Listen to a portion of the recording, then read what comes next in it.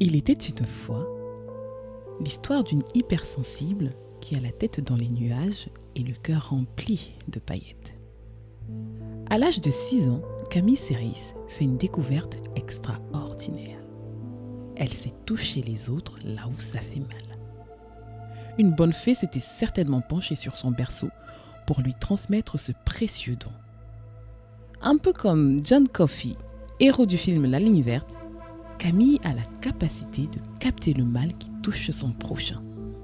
De ses mains, elle s'est tracé le chemin de la douleur dans un corps pour ensuite l'évacuer. Son entourage était abasourdi. Kiné ou masseuse, une chose était certaine, Camille avait trouvé sa vocation.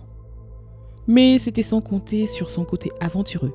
Comme Dora, Camille fait le choix d'explorer d'autres aventures professionnelles, l'éloignant petit à petit de sa petite voix intérieure.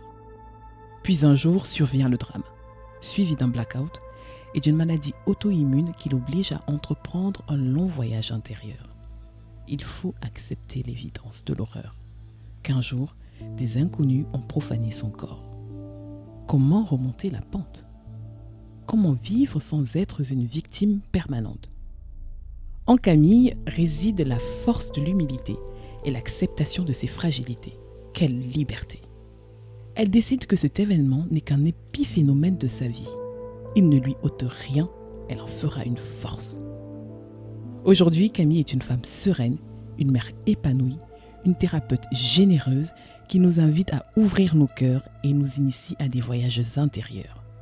Car s'il est une chose que j'ai apprise à mes dépens, c'est qu'il est rare d'écouter Camille sans se sentir touché au plus profond de son âme.